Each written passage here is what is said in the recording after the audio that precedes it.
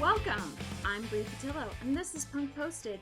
Today I'll be talking about the U.S. Postal Service, its current situation, and what can be done to improve things. This is such a big topic that I've decided to split it into 2 episodes. The U.S. Postal Service is facing an existential crisis. What is it exactly, and how can it adapt to an ever-changing future?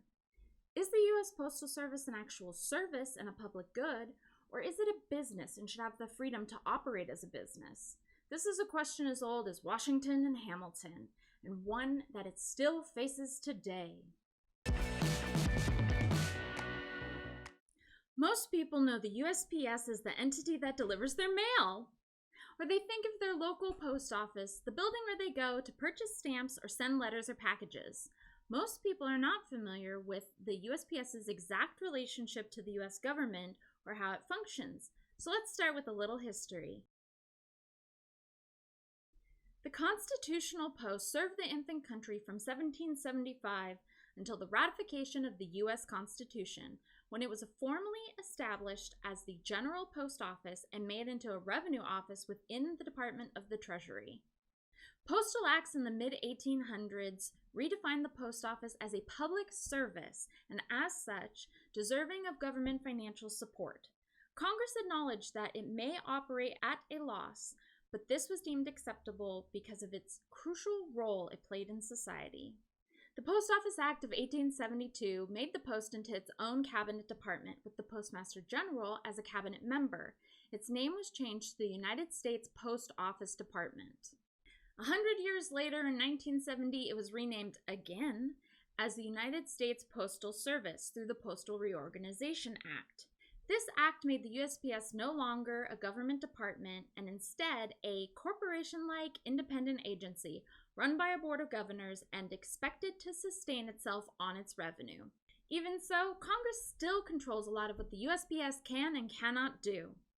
Some politicians think of the post office only in financial or commercial terms and forget its other true original purpose: to help foster an informed citizenry through the flow of information, which the founders saw as an important duty and function of government.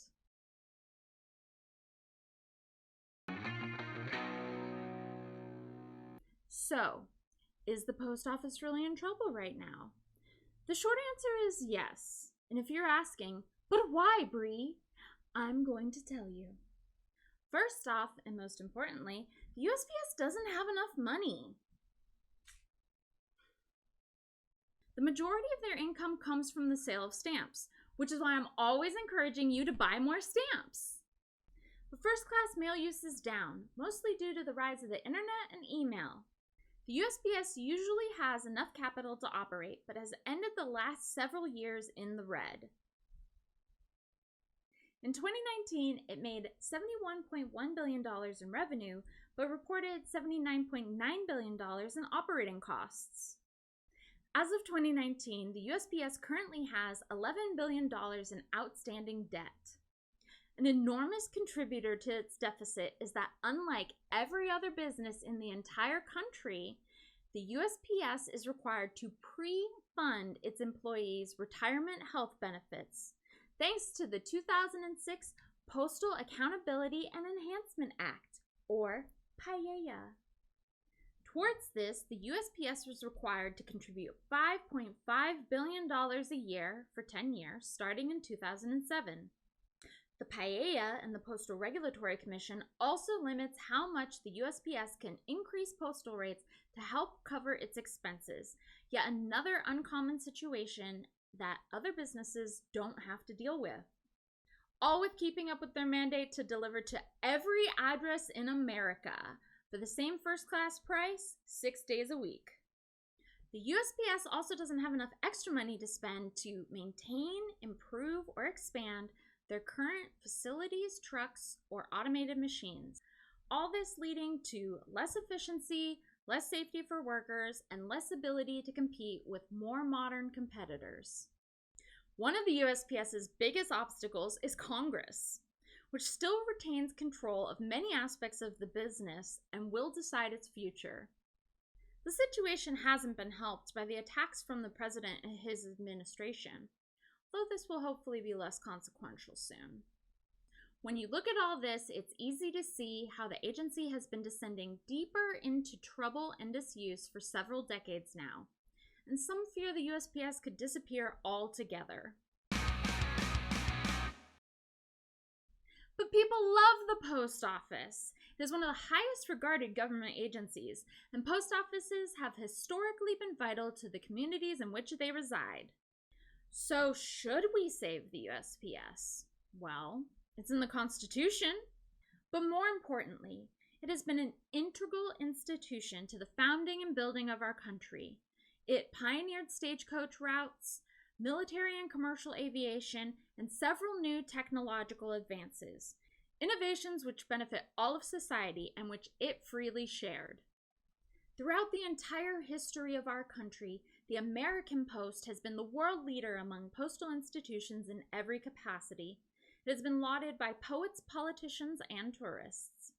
Unfortunately, most of its amazing achievements and glory began to dwindle after the Postal Reorganization Act of 1970 and is in need of revitalization. Patriotic Americans should want to preserve this pillar of American achievement.